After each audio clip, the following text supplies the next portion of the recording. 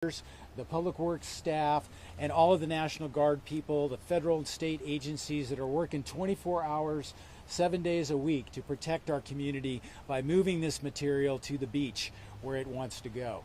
And I just want to thank Governor Newsom for coming all the way down.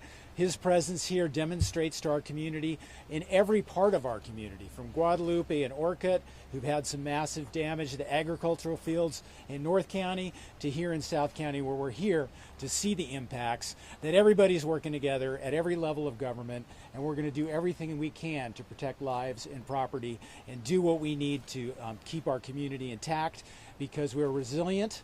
We're 805 strong, and we will be able to get through this event and succeed in the future. So thank you all for being here. Next up is my partner and colleague in the California State Senate, Monique Limon. Thank you, Assembly Member. Buenas tardes. It's unfortunate that here we are again 5 years later in terms of what happened here in our community. With the debris flow. I think what we are seeing across the state of California is these repeated patterns of extreme weather that are impacting all of us. While we may be here in Montecito at this moment, it is not lost on us that Guadalupe, Santa Maria, Orcutt, that our North County, that our other counties, the tri-county areas have all experienced damage because of these storms. I am grateful that our cities, county, the state, and the federal government are working together on your behalf today. We understand how difficult this is. As I saw the Lower East Side and people on canoes, it reminded me to when I lived on the Lower East Side and I saw people in the canoes in the 1990s. These things don't happen often, but when they do, they impact us, and they impact our lives in deep ways, whether it's the ability to go to school, to go to work, whether it's our own health. We understand that there is great impact across the county and across the region. There are 41 counties currently in this state who have all suffered significant damage. And we are grateful to the governor for being here, to all of the state agencies involved, to the National Guard, to every public work employee that is working overtime right now for ensuring that our community is safe, and for also asking for a major disasters declaration, which brings more resources to this community. Not just fiscal resources, but the human resources that are going to help us move forward. Thank you all, and thanks again to our governor for coming here to our community to see firsthand what it's like to have this type of impact on the ground. Now, I would like to introduce our Congress member, Salud Carbajal. Thank you, Monique. I think we're standing in a facility that demonstrates what collaboration produces and leadership. And we lost 23 lives here in the debris flow a number of years ago. And this was realized as a result of that tragedy. But it was realized because of leadership and collaboration between the state, our local communities, local governments, and the federal government. And it just illustrates how we need to continue to do that throughout our state and throughout here, the tri-counties. I'm grateful that the governor is here. He's visiting throughout the state, but it demonstrates, again, his leadership in making sure that we continue that collaboration. I love that I'm from a state where you have a governor who demonstrates leadership every day, not for politics, but for the people of California. And his administration has done that with all counties and local governments throughout the state, and our county is no exception. And the fact that he's here today reaffirms not only his leadership, but reaffirms that when we work together, we solve problems and we make the quality of life for our residents better every day. Thank you, Governor, for being here. I don't know if I'm supposed to introduce you or somebody else, but I can't recall. I think you just did. Well, let me turn it over to our governor, a real leader, somebody who is just goddamn amazing. I'm going to hug you on that one. Bro. Thank you, Congressman. By the way, can I get the National Guard up here? Yeah, please. Just because I'd be remiss. I mean, you guys have been out here the last 48 hours doing all this hard work, or maybe a little less than 48 hours. Yes, sir. Maybe you can give everybody a sense of, where we are, what you guys have been doing, what you were tasked, and where all your colleagues and men and women are from, and when they were asked to come down here. Yes, sir. That's smart. Thank you, everyone. I'm the commander of the 649th Engineer Company, Captain Bryce Brown. We were sent down here to support the mission from the California Army National Guard, as directed by the governor, to support this particular community. This particular drainage catch basin behind us had about 50,000 cubic yards of debris accumulate within it, and as that debris flow entered it, it interrupted the natural flow of the water that was passing through it, and the water levels themselves were much higher. The far embankment, we wanted to make sure that the drainage, as natural as should go, was returned to its natural path, so that the far side embankment did not erode, and that the community on the other side of that embankment remained secure. Following that successful completion of that through the night, we've been operating 24 hours since. We expect to be able to work around the clock continuously, working to continue removing the debris in this particular catch basin here within your community. And how many folks you have down here with you? All told, this operation has 80 personnel, as your congressman And was folks alluding from to. all over the state? Yeah, a large number of our personnel come from Northern California. We effected a movement across the state to make sure that we can get our equipment here as quickly as we possibly could. Appreciate it. Thank you, guys. I appreciate it. Thank you, guys. These guys are amazing, and they've become.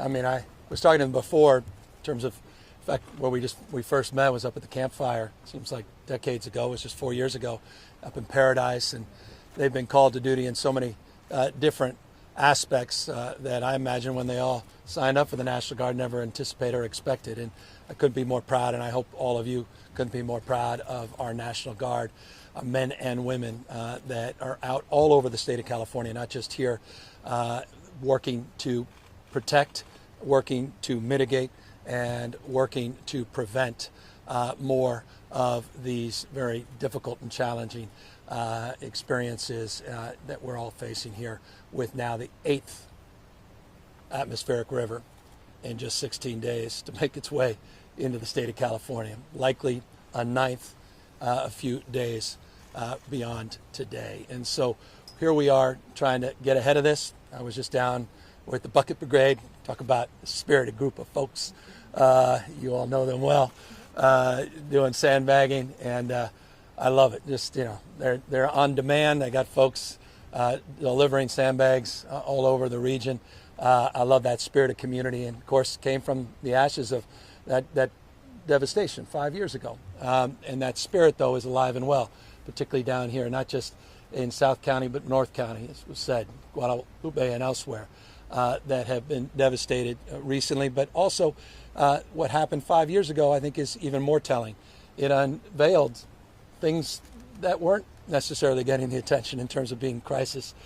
People started realizing there was a lot of food insecurity down here. People started realizing those disparities, not just in relationship to emergency and the response to emergency, but those disparities persisted in between emergencies. And I think that was the spirit, perhaps more than any other, that came out of our little bit of time down there getting those sandbags filled. And so I want to just thank the community. I want to thank you for your pride and spirit. Thank you for having each other's back. There's no substitute for that. Thank you to the local leaders. We talk about the state's vision on any issue is realized at the local level. Localism is determinative in every way, shape, or form, but notably as it relates to emergency response, notably as it relates to issues that you experience, particularly here in this community, like evacuations. To the sheriff, thank you for your incredible work. Thank you for your collaborative spirit with the state and our Office of Emergency Personnel. Thank you to all the men and women in uniform, not just those that wear the badge, those that are represented here from our fire, both the local level and the county level. They can regale you and all the incredible search and rescues, all the saves, the lives that weren't lost because of their heroism. We've got search and rescue teams up and down the state. We had over 200 folks. In fact, we sent out 200 folks just to deal with the tragedy just up the road here, San Luis Obispo and the Paso Robles, and the loss of that 5-year-old, and someone who now has a 6-year-old, just had his birthday. That hits home. Any of us with kids understands that. We lost a 2-year-old as well.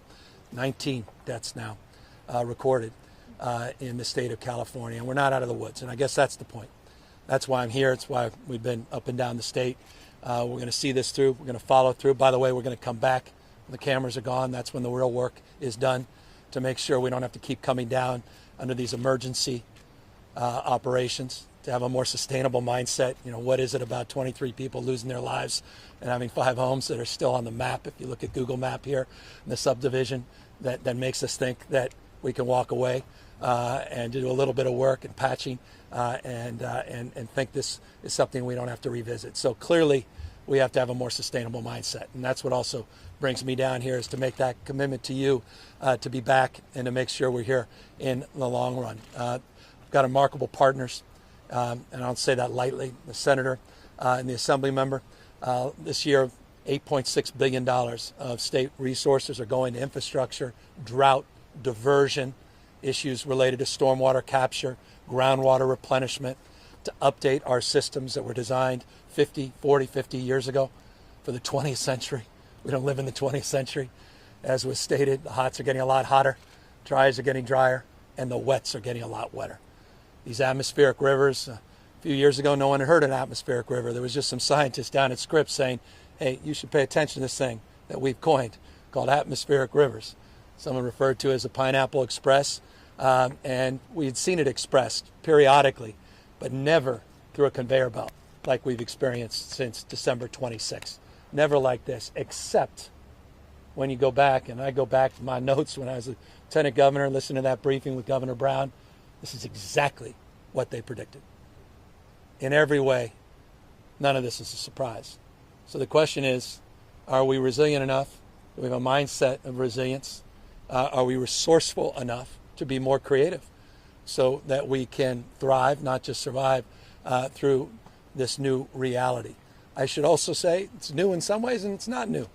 The beauty of this place, demonstrably, is because of the violence, the weather, and Mother Nature going back millennia.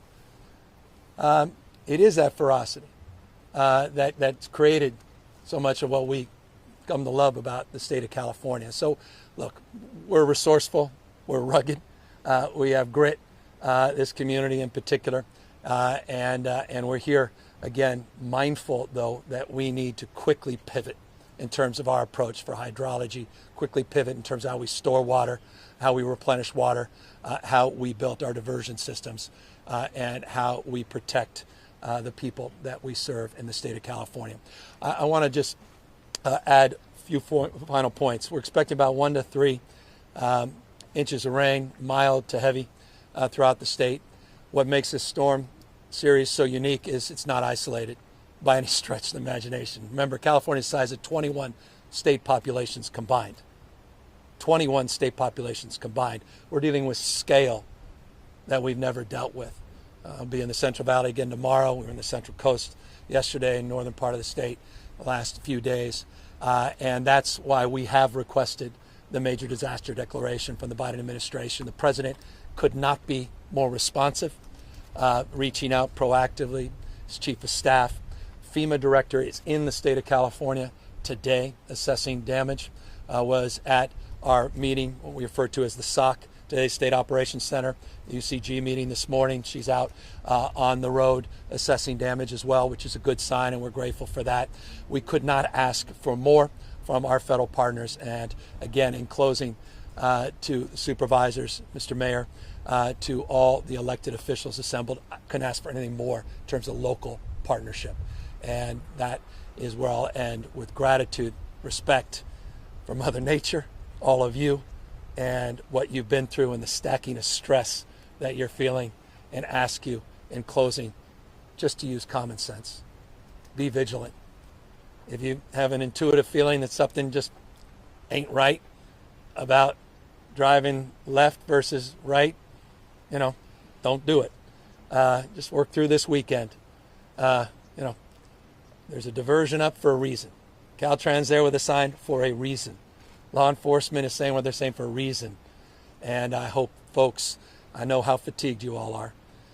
Hope you are, just maintain a little more vigilance over the course of the next weekend, and we'll get through this, and then we'll get back to the real work that needs to be done to make sure we can get through the next century and continue to enjoy the greatest state God has ever conceived, great state of California. With that, we're happy to answer any questions.